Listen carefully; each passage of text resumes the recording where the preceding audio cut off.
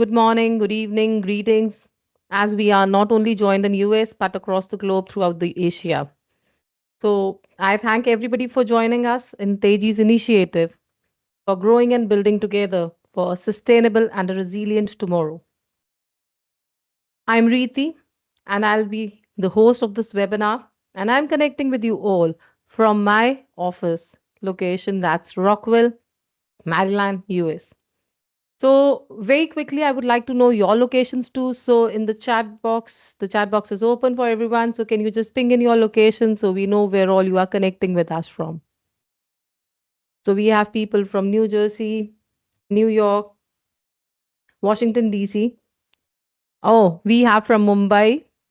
Um, great. So as I said, there are people from Asia also joining us here today. So personally, I believe climatic change is very crucial. So leaders at UN today are also discussing this point. So when they are discussing, oh, we have from Ohio also, welcome dear. So if leaders at UN are talking about it, so we AEC professionals have to strategize our design engineering for this. For enduring structures, we need to talk about material, construction methods, energy, climatic resilience, disaster recovery, and the government is also now talking about it. That is where the amount would be taking in because the hurricanes, they are creating a devastation. So today here we would be exploring how building information modeling gives us the power to rebuild the infrastructure of a region with better structural integrity and through the digital platforms. Now, before I introduce the panelists of the day who have been partially introduced, I would quickly like to know where my attendees of this webinar are belonging to your field of expertise and the name of your company. Can you please quickly put in the chat box where all you come from? You have already told me, but the companies you belong to, your field of expertise. So, it's my immense pleasure to introduce our speaker, esteemed Dermot Johnson. Dermot, a construction executive at Moore Development Group based in New York City and Florida. He on today brings us a 20 years of experience in the industry with hands-on resilient infrastruture. He has done projects across North America and in the European territories too. I'm delighted to let you know all that he is one of the project Bermuda K in South Florida earned him the prestigious National Prism Award in 2006. Great work, Dermot. Along with Dermot, we are honored to have Mr. Singh, the Senior Vice President at Tejjy Inc., an architectural engineering company with in-house BIM and 3D laser scanning expertise. Sukh's strategic leadership, wealth of experience, participation at different conferences has core thought to just reduce carbon footprints and a future with a digitized AEC workflow. Sukh would be sharing his perspective on BIM's practical implementation in architectural design, whereas Dermot is talking as he's working presently in the hurricane affected areas of Florida. So, guys, there's going to be a wealth of knowledge that will be floating around. So, don't be scared up, just be geared up to put your questions in the chat boxes. We will answer them as possible that how BIM can be implemented in the resilient structures. Stay glued till the end of the webinar as there would be some goodie bags for you. So, not taking much of your time and starting straight with the question. And my first question floats to Sukh. Sukh, I begin this webinar with the first question to you stating that BIM is shaping the future sustainability. Is BIM shaping the future sustainability standards and regulations in architecture with the climatic changes as they should be? All right, thanks, Riti, and welcome everyone. So, yes, BIM has a much bigger role in the sustainability world as it connects elements like material impact and water management from the earliest design phases all the way. to the sustainable development. It also kind of enable environmental performance simulation. It provides us the real climate data like solar exposure, wind platform, temperature fluctuation, and BIM optimized passive cooling, natural ventilation, and insulation, minimizing the carbon footprint during pre-construction. It also track embodied carbon in material by tracking material with carbon metrics as we proceed in construction. There are some more elements in BIM which we are using. Uh, that's a topo solid, which give us the data for underground of the structure before construction, and that get implemented in the model, and at any stage we can find out how the footing was, what was the design for the footing, where the pipings are, so that in case of any sustainable, if we need to do some geothermal plug-in later on, we can take that sustainability effort in place knowing the correct BIM model. And then infra work give us other elements attached to BIM, GIS system around it, geographical system, which help us to find out where we should put the solar panel, where the wind energy can be used. And with the centralized documentation system, BIM simply regulate compliance like LED and BREEAM from UK. So the it support ongoing building adaptability in the facility management phase. And facility manager can monitor energy consumption, maintaining sustainability benchmark as condition evolves. And they can also proceed this to work order from this complete sustainability model. Be made compliance with stringent climate standard and encourage the creation of a resilient, eco-friendly structure for a sustainable future. And it evolved by integrating TopoSolid and InfraWork. We can finally have a model which can help take this sustainability to the next level. Thanks, Sukh, for this insightful. And before I proceed further, Norlis, I would like to extend my greetings for the day for you and thank you for taking out the time for joining us today. Now, Thank meanwhile, you. on the panelist, on the audience side, I have people who are practically working on this BIM implementations, design workflows. So I would like to know in the chat box that what are the challenges they face. So maybe the panelists can address your concerns and give you a solution today about it. Moving ahead, I before moving to Dermot, Sukh, I have another question for you, where I want to know that while implementing BIM modeling, what are the structural vulnerabilities which a facility manager has to take care of for his disaster preparedness?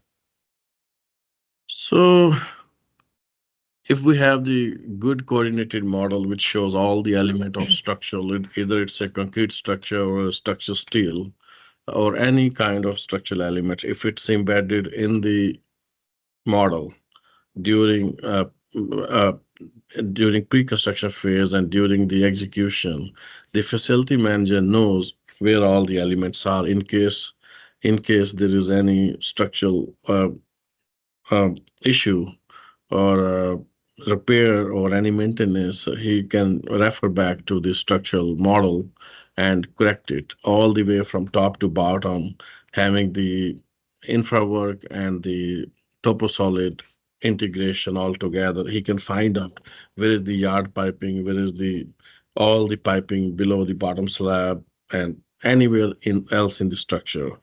So let's say we are making a hole in a structure for some repair. We need to know that the rebar is there or not, and that can only happen if we have the correct BIM executed as built model at the end of the construction. If the facility manager owns that model, it can tell that we should not cut the slab. There is some wire there, there's some electrical duct bank there. So that can help to a correct BIM model can help a facility manager throughout the span of the building, life cycle of the building.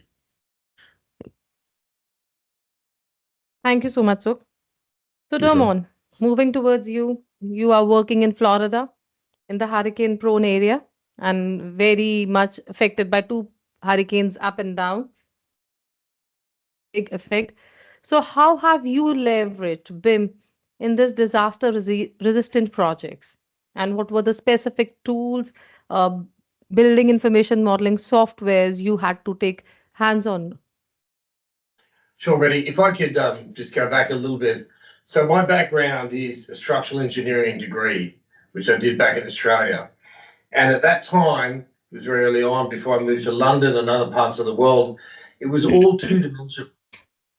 And that two-dimensional modeling was plans that were printed out.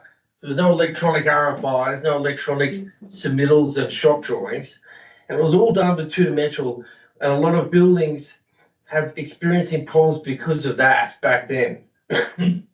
Since then, obviously, I moved to America and I came to do my master's at Columbia University around 20 years ago. And after that period of time, the first BIM modeling really came into effect. I was working for Credit Suisse. We built a 280,000 square foot data center. And as you may know, for the people listening, the data centers are very infused with mechanical, electrical, and plumbing.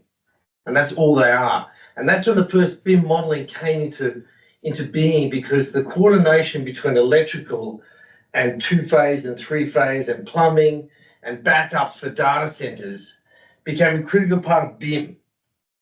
And then that was before really BIM and sustainable interaction came into being. That building I did with Credit Suisse opened up in 2011. And it was an interesting part of that first BIM. But the difference between two-dimensional and BIM modeling, so everyone can understand, is two-dimensional drawings are done by each consultant, by an architect, by an engineer. The BIM modeling is an interactive program where everyone works off the same model. So the structural and the architectural and the MEP engineer all have the experience of making one amendment, one change in the structure element, and that will change everyone's drawings. And it's a more interactive approach. And I'll get to talk a little bit about sustainability in a little while, but I just wanted to give that background information there. So, how exactly are you presently using BIM 360 or the other softwares? If we could get to the Next other slide. the next Yeah, we slides, can because move the this, slide ahead and you can let us know. so that there is the rendering of the development that I'm doing down in Florida in the middle. If you go forward one more slide, and these drawings which I'm showing on the screen now are two-dimensional. If we could go forward, if we could. Can we move forward, please? There we go. So back one, showing the The previous one, please. yes, please, the previous one. So there's the isometric view. This is a rendering of the building that we're doing right now. It's buildings on the ground. We're in the early stages of schematic and design documentation. So the reason why I wanted to show this project was to show you the details that go through. So we could quietly go forward to the next few drawings. These are two-dimensional. That's the basement floor plan. The next drawing would be the ground floor plan showing the entrance ways to this development site. The second floor with amenities. And these are all two-dimensional.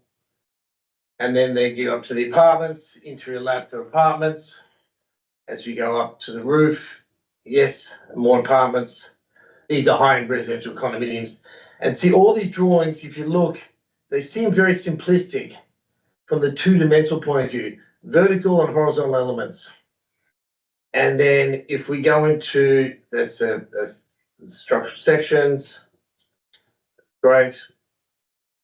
And just a couple more plans there because I included to show that's the other section of the cantilevers of the structure of the proposed development. And then we can roll into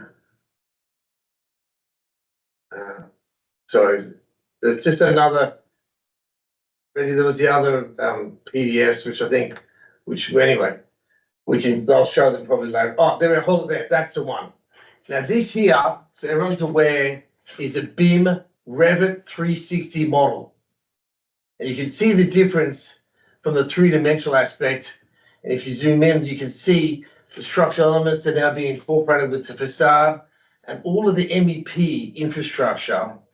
And don't forget, in Florida, down here, is hurricane resistance, the hurricane impact. And what's important, when you've got an architect, a structural, a civil, a geotech, mechanical, electrical, plumbing engineers, fire life safety, telecommunications, vertical, acoustical, garbage, lighting, interior design, facade, all of those things are working off one, and that's what BIM does. The benefit of BIM is that all those 30 consultants, which we have engaged on this development, are all working off the same one program. And sustainable elements, which my good friend mentioned earlier there, those sustainable elements like water, irrigation elements being picked up from surface groundwater, those things are all incorporated to what's going on to the BIM model. So that's important for every consultant to do a change in the structural element, which a change in the vertical columns or walls will impact the mechanical, electrical, plumbing engineer. When you're doing all of that, for that to then be part of what sustainability means, that's the size of the glass, the UV rating of the glass, the impact of that onto the interior air conditioning requirements for an apartment. All of those things are critical for sustainability. And that's what the BIM model does. And that's how it can help create something like this development into a sustainable development with the high-end, luxury homes for people to live and to grow in. Oh, that's really nice, Dermot. Dermot, that day when we were in a chat conversation, you were mentioning that the Florida is changing its material standards also, like they are replacing the glass. Can you just give us a glimpse, an insight on that? Yeah, so for facade elements, just talk about that in Florida, there's a Florida state statute and there's a Miami NPL. And Miami and Florida have very different requirements for glass resistance. And so what happens is there's a type of glass which is illuminated glass. So when it smashes, it stays in place. So glass may shatter, but instead of it shattering inside and actually causing some damage to someone, that laminated glass will stay and shatter, but it'll stay in place. And that's the important element for some of those Florida statutes about hurricane resistant. You can't stop hurricanes. There's hurricane season every year, August, September, October. And Yeah, very true. we all had a couple of big hurricanes recently, which impacted certain parts, not just of Florida, but the Carolinas and other parts of America. And that was Right. Impacted terribly. So these are important things for us, not just in Florida, but for us nationally. There's another BIM 3D model of the entranceway of how people are going to drive in to the development down here. Again, just showing the impact of where's the electricity requirements here, where are the electrical requirements here, where are the plumbing requirements here. So that's what all the BIM modeling does. It's able to show this in a three-dimensional aesthetic way as well. So, Dermot and Sukh, there's one question that's coming from the other side of the globe. If I'm not wrong, it's from the Asian side. So, the question in the chat states, how do you classify the buildings category? That it will come under which seismic zone category? Sorry, what was that? The building, sorry, seismic? They wanted to know how do you grade the buildings which will come under which seismic zone categories for the earthquake prone areas. So how you are going to grade the building structures? Yeah. So it's a good question. That also brings up the context of wind tunneling and wind testing. So when you're in certain parts of America, if you go over a certain height, that you potentially impact the wind loads of the building. That's the wind that impacts the structural elements and the aesthetic elements. But as part of those other elements of America, which have hurricane, but also those issues in the ground movement, ground conditions. They're usually dictated by state, and that state and local municipalities and Department of Buildings will very, very stringently have those minimum standards which the structural engineers and the architects incorporate into their design. That impacts that seismic and also the wind and those other elements, which are the natural elements of the earth that we're building in, and we're trying to be sustainably thoughtful about. Uh, I hope your answer is justified. Now, there's another question, and I'll be requesting all the attendees to please pop in the questions, the challenges they face, they want us to answer. Like, how can BIM professionals advocate for policies that support sustainable and resilient designs? We talk about something else on the paper and on the practical grounds. Sometimes it relates to, sometimes it doesn't. So, we are talking about the practical implementation here. So, Sukh and Dermot, I'd like to ask both of you that how can we state what can be implemented? Sukh, I'll leave that one for you to tackle first. Okay, Yeah. Sukh, you go So first. yeah. So the way it work, BIM as a BIM, we're trying to set up this standard with all the organization, either it's the Army Corps of Engineer in US or UK, or it's a LEED or USGBC, United States Green Building. So we BIM consultants or professionals, uh, they are continue putting effort to basically set up the standard, but the design parameter need to come from structural engineers or civil engineers, the people who are professional in geotechnical and GIS and the structural engineering perspective. So we are trying to work hand in hand to understand their critical issues designing the building so we can put better standard in the BIM, which can elaborate the structural element during the design.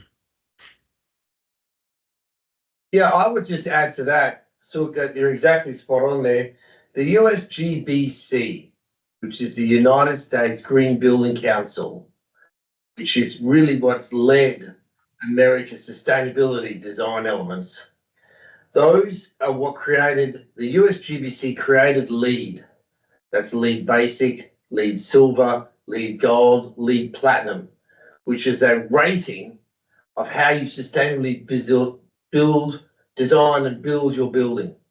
There are things like it's a point system, and the USGBC monitors and manages that point system. And you might get certain points for having having a bicycle rack for someone to ride a bike instead of driving a car, which obviously saves fuel, etc. But that LEED system is a little older in the sense of what Europe has been doing and other parts of the world. So America can still do a lot with our sustainable design and our sustainable use of buildings. And that includes collecting rainwater and using rainwater from the roof to flush toilets, etc. There's different Yeah. elements of really interesting design. So, but USGBC and LEED have certainly led the way for that, and the BIM modelling needs to bring all that together. So, Dermot and Sukh, I have a very good question from the attendees, and it's a very interesting one. They have asked, while working on the BIM model to get it approved by an inspector, certain tips and tricks to be kept in mind?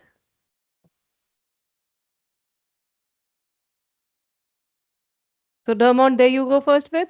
Let's now Yeah, start with I can you. take this one. Look, the So, the thing about tips the and BIM, tricks to influence no, the inspectors.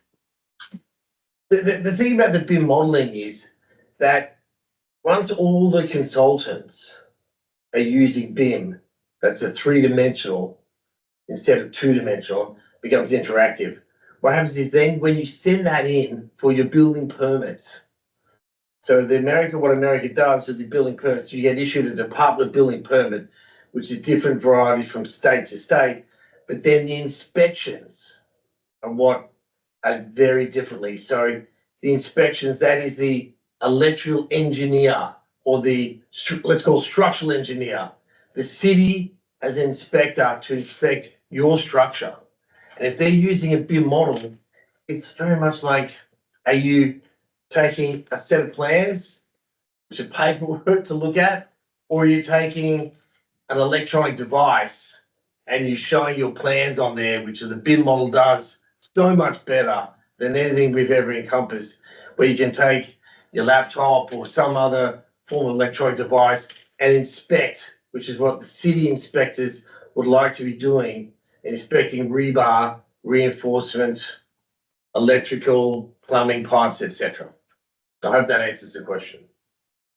Yeah, so I will add to it. So basically, having a correct BIM model with all the elements of the design as per the International Building Code. And if the inspector comes in the field and he can access the model, it will be very fast process for him to give the approval as long as the model has been done correct the way it was submitted to the county or city or any government authority. So that give the edge to the inspector to make it uh, to pass the inspection faster, having a good model with all the IBC and uh, all the other elements, MEP and all that in. So any kind of inspector can just come, look the model and give the approval quicker than just looking into paperwork and all that. And I'll just add to that, so to what Sukh is saying, what's important there is that the inspectors and everything don't get an opportunity to make mistakes. And let's be honest, the old model of 2D modeling and working off drawings with construction pencils, etc., which is how things are done for many years, that's being replaced by this BIM 360 and by not just all of the subcontractors building the work, but the inspectors from the city and local authorities that come out to do the inspections. It will avoid a lot of mistakes. Yep. So, moving to the next, how do we talk about the predictive BIM, how much it's bringing in the sustainability? So, would you like to have a shot at that one, or You go first. Yeah, go ahead. will you repeat the question? Repeat again. What was Yeah, it? How sure. was? Like how much predictive BIM, AI with BIM, predictive AI within BIM would be enabling, would be adopted in the building standards? You know, AI is taking up all places, everywhere AI is being talked about. So, how predictive AI with BIM collaboration? Now, yesterday only the Autodesk has come up with Chat GPT, and it's one of the tools coming and giving you the computations. So how you see the future towards it tomorrow? Yeah, look, the drawing that's on the screen right now is an Autodesk 360, and the AI is such a strong part of everyone's life these days, and the AI will certainly help. I think what the BIM and the 360 and the modeling is, but it's it's also takes out the human component. And that's the concern, I think. When you've got someone who's designing something, whether it's an engineering aspect or an architectural aspect, the BIM is recreating something from someone else's input. And so the AI takes that BIM model and then recreates it for something else without that human interaction. So I think it's interesting. I'm not sure. I know it'll be a strong impact. It certainly will be. There's no way that we can avoid AI in our lives, but I'm not sure what the level of that will be. So it gives me a quick moment to put a question in the chat box for all the attendees. How much you are in favor of AI? So because AI is the talk of the town, ChatGPT controlling, Google fighting for it. So what is your thoughts? Autodesk also onto the work in the digital marketing. It is again there. So please share your ideas, your thoughts, your opinions in the chat box. We would love to hear them. So moving ahead, we have another question. What are the financial advantages of integrating BIM in green building? And how can we make the projects cost effective, time bound in long run? So I just, go ahead. you go ahead. You go ahead. So anybody doing BIM modeling for the sustainable or the lead building need to know BIM very well. And if we can have the good coordinated model that can save a lot of money during execution, if we run clash detection at all during our modeling, we can remove all the clashes. So the lead, the lead, uh, this sustainable building can basically we can execute the project faster with less problems, less RFI, and less work change directive, less claims. So all that and lead and USGBC, United States Green Building Council, should also put some point for the good BIM model, so that the BIM model itself can add some point to the either silver, gold, or platinum or diamond status of the building. So that point system can basically encourage all the BIM consultant or BIM technicians or BIM guys to do better BIM standard and build the better sustainable BIM model. I think that will help to save some money. Could I just add, if you could just go forward to one or two more slides there, because I So, said um, the rooftop of this development is very interesting too. One more there, that's the ground floor there, and one more. No, this, anyway, there was a rooftop element there with the pools. Is that, do you have that one? No, maybe back one more. Anyway, I think to what Suk was talking, that, oh no, sorry, back one more. Yeah, that can do it there. So Suk, what Suk was referring to there was the beam modeling. So on the roof here, basically on the majority of buildings, the rooftop is where the mechanical and the HVAC and the boilers and those sort of things that heat and provide cool and hot water for air conditioning is where those elements are housed on the rooftops of building. And the BIM model basically helps you sustainably design that space. That's the majority of where the building's infrastructure is supported from. And that's critical. As I mentioned earlier, you can collect all the rainwater that falls on your property. Instead of it going into the storm water and into the drains on the streets, they can be collected and reused to flush toilets or for irrigation, etc., which keeps it insular. And that's really what sustainability is. It means that the building will be able to support itself, provide for itself electrically, and that's why you have solar panels and those sort of other things, but from the water and the plumbing perspectives as well. And I think if BIM modeling, it doesn't incorporate some of those consultants or some of those trades, that's where it falls apart. Everyone must be inclusive, and it promotes that inclusiveness. so we have a practical question by one of our attendee, and he's working right now on a project in South Carolina. So he asked the question, and it states that the structure part consists of glulam. So, what design calculations should be taken in consideration to choose glulam over I section? I mean, that's the question for structural engineer, but in terms of BIM modeling, so I think it all depend which element create more clashes. So we need to be very wise picking up the element, structural element, what we are putting in the structure or in our model, and then we should consult the structural engineer to run all the calculation to make sure that withhold all the weight of the building and sustainable in long term. So, we pose this That's question to the structural engineer. Yeah, I'll just add one thing, ready to add to what Suk is saying. What we do, and generally as a model, is the structural engineer design. is always available for a peer review. So Sukh is exactly right. The answer to the gentleman's question, or the lady's question, whoever posted that question, was the structural engineer is the one that signs off, that has the authority to design that element.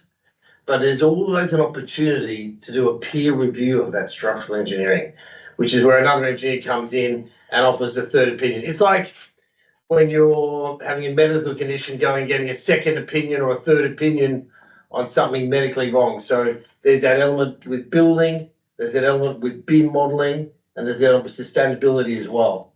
So it's getting an extra opinion peer So review. adding to this, I think what you're trying to say, or I think it's more like value engineering, what the structural engineer is doing. Then if we want to change the element as it reduce the clashes, so we can give a proposal or do a value engineering, and then maybe get a second opinion from another structural engineer, and then discuss which way we should proceed for a faster construction and same result what we are trying to get. So somewhat it's similarly that getting your third model auditing for your clash coordinated models. So Yes. at least buy time and have two minds, intellectual minds, to give you good structural integrity report on your value engineering. So thank you, JJ. You had a beautiful question, and I hope your answer satisfies you. And if you want to ask more, you can definitely put a question again in the chat box, and I'll be most welcome to read it for that. So, any tips and tricks while working in the practical area? Dermot, you also can, Washington, D.C. is a hub of yours. So, while handling the projects that any professional, because BIM, building information modeling, is not restricted to an architect, it's everybody's stakeholders part. So, any tip and trick you feel is very essential and should be taken in mind while implementing building information modeling on the real projects. Yeah, so I'll take this. So anybody working either as a consultant or a BIM collaborator need to know lots of elements: topo solid, infra work, GIS. Uh, there are tons of elements in the market. It's not just a one-stop shop. You got to look around, and you got to look what's the final result client wants. And are you thinking about the life cycle of the project before you starting the job? At what stage you got entry? So you should have those question answer what the end results. Uh, Architects or the developer or the owner of the building is looking from you. So once you have all this question, answer, and scope of work clear, I think you can lead to a good model without clashes. Anything you have, Um, Dermot, to add to? yeah, I was just going to add exactly what Sukh said, but I think what's really important is, like many things in life, is to establish an understanding up front. And if you explain as part of your RFP process, of when you're engaging an architect or the 30 other consultants or a construction manager or the subcontractors, and make it very clear to everyone, every party that's involved in the project, we're going to be doing BIM 360 modeling. And that's part of your requirement. Because if you have some consultants that don't have BIM 360, they're going to be missing out on working on the latest drawings, and that could result in many mistakes. So, and it's also from subcontractors, that if you explain to every consultant as you're bidding out the work, and every subcontractor, contractor, we're engaging in BIM modeling here, then it becomes very clear up front, and that you avoid any of the issues that can come from not having BIM. Okay, Great. so So one thing about yes. like, I Yeah, think yeah. what we are understanding, we got to set the expectation right. And to do that, at every stage, we need to have the BIM execution plan. Either it's a pre-construction, it's a design development, it's a construction documentation, or it's the execution of the building. Depend what client is looking, but a good BIM execution plan will set the flow for the work and expectation for everyone. So, as you two both bring a lot of experience, and my attendees would also be coming with the professional experience, and there would be few who are looking to join this industry. I know when you had joined, the time was it was it started with BIM. We were talking about just the 2D drawings. Now 3D, and we have entered the world of VDC, and we are talking about GIS, drones, scans, so much around. Few tips you can give to the people who are coming and venturing into the career as a BIM architect. Dermot, I'll start with you first. Yeah, I think that the the the younger generation, I'm feeling a little bit older, but the younger generation Yeah. that are joining the industry, the development and construction and this sustainable and disaster resilient architecture industry come with a lot of experience in intelligence. That means they're very well educated, they've gone to great schooling, university degrees, and a lot of that is a very intelligent level that's coming into the industry. What that does is it takes out the practical side. There's a lot of contractors and construction managers and subcontractors and people in their 40s and 50s and 60s who aren't educated professionally. They don't have university degrees, but they have the knowledge, and it's over years and years of experience. And there's a big danger in the industry, which I believe, between that two levels of very experienced older people who have a lot of experience in life and experience in the hard, and then there's a younger generation, very well educated, very good at computers and programming and all these things, but don't have the practical knowledge. So I think the challenge for us, which BIM and all of this does, is help bring those two um, different demographics together. And that to me is something that's going to be Without any doubts, what you have on the table is the experience, and when you soil your hands with mud, then only you learn how is the better way is you have to get yourself dirty wherever it is possible. But so as the modern generation, the coming ups, they are talking about AI. They feel that they are projecting the codes can be done automated, the standards can be done automated. So would BIM replacing itself with AI? Or you feel they have to still study those standards, they have to be practical with a thorough knowledge, they don't have to be dependent on AI? So I think it's not easy for AI to plug in with BIM, as there's a lot of building information needed, and it's a lot of risk for the industry.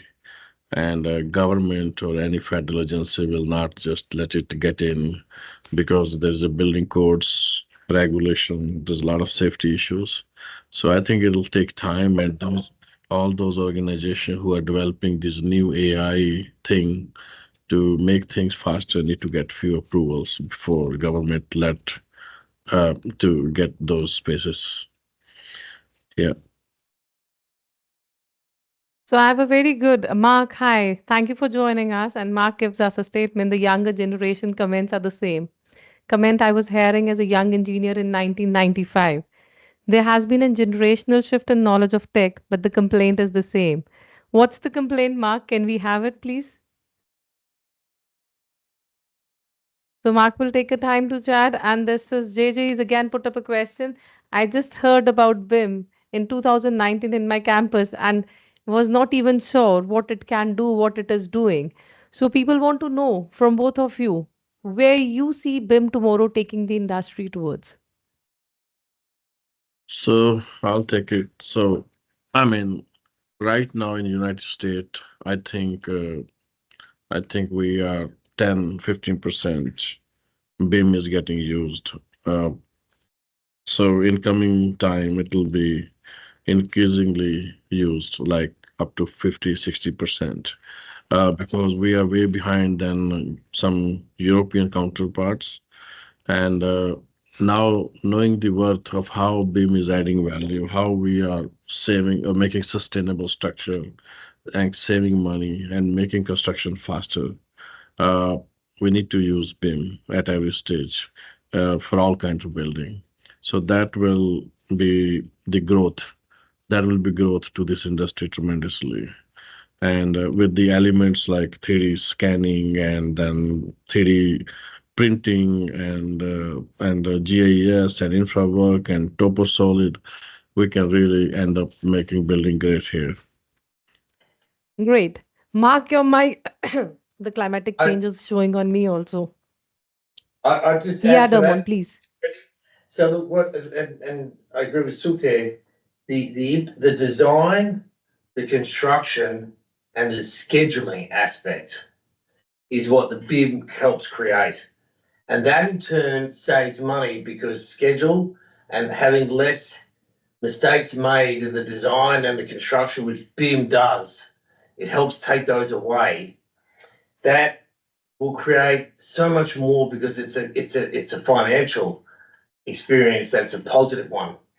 And another thing just to touch on is safety, which is a big part of our industry.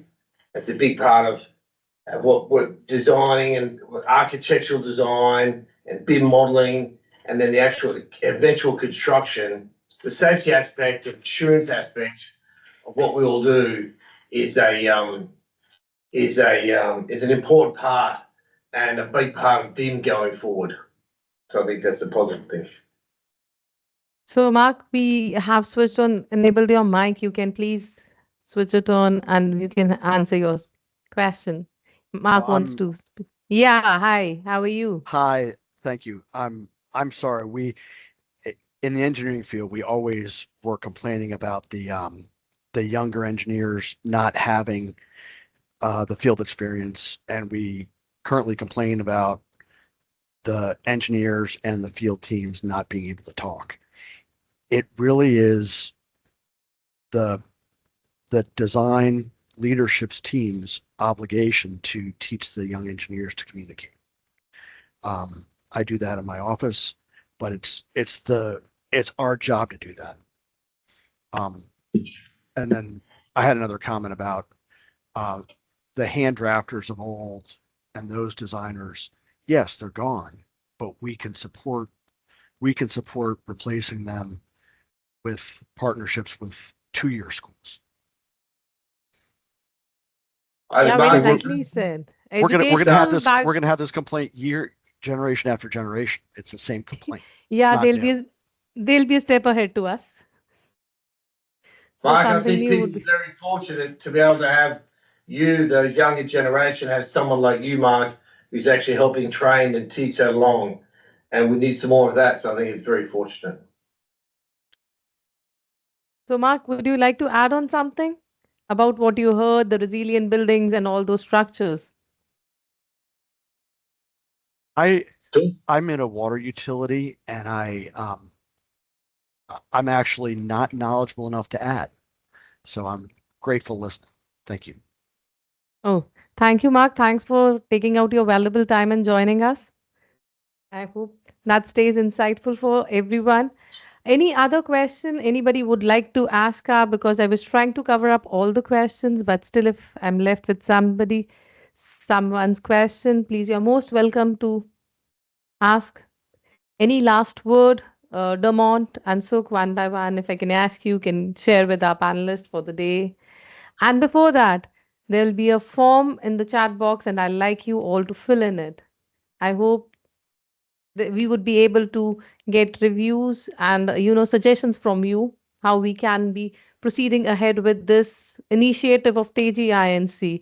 to grow and build and bring all the intellectual minds together for a sustainable and resilient tomorrow. Catastrophes are gonna happen. We cannot stop them, but yes, our building and design engineering can do. So, a quick wrap up from Dermot. Can we have a word from you? You come directly Yeah, from the sure, area. mate. Just to finish up here, I mean, from someone who's worked in 4 or 5 different countries around the world and lived in different countries and now being a big part of America and the Australian, the UK, Europe, the Caribbean experience all lends itself. But the BIM modeling and what America is doing is really leading the global sense of that. And I think that's an important aspect that we should really embrace and understand, whether that's with AI and what that role has, but the sustainability and the BIM is the future. And I think that it's exciting to be part of that, to be doing a development like my development in Florida, which is being done in complete BIM 360 modeling, and for other people to embrace that as well. And that is the way of the future. And we look forward to it. Very I fine. totally agree. I totally agree with you, and that's the way to go. That's where the future will lie. And with new administration in US, I think there's a lot of money coming in construction, and BIM will be everywhere. And there are some smart guys are on panel with Mr. Trump, Elon Musk, and Vivek Subramaniam. So these guys are the one who are emphasizing on BIM, especially Elon Musk. Coming to the newcomer in the industry, or all the guys who are young here, my advice, guys, be street smart, be street smart and jack of all trade, not master of none. This is all about BIM. If you just know BIM and Revit and does not know about Solid and the infra work, you are not getting where you should be getting. So tighten your belt, understand every aspect of BIM, every industry in BIM. You got to go more conferences, more even to gain the knowledge, and then you can tie up the knot. So I was about to just wrap up, but still few questions prompted up, Dermot and Sukh. One of them is when BIM will become seamless with calculation softwares like Dialux, XJP, ETABS. So they want how much the time period, how much the evolution has to take place. I'm not know So the the, answer. That's what- So they just yeah, want because they think your experience can tell how the technology can take it faster. so BIM is not just a modeling software. There's a lot of you can do the structure, steel, concrete design in BIM, and when you do the 4D, 5D scheduling and costing, that can all those calculations, all those some outside calculations or the structural calculation are already part of BIM modeling nowadays. So it's getting there, taking a little time, but I think it'll be very faster, knowing there'll be a lot of construction here in US at least. So today, at this moment, before I wrap up anything, we have Knowledge also. So Knowledge, would you like to say something, a few words? If your mic is unmuted, can we have you? Knowledge joins us from Clinfigure. So I assume,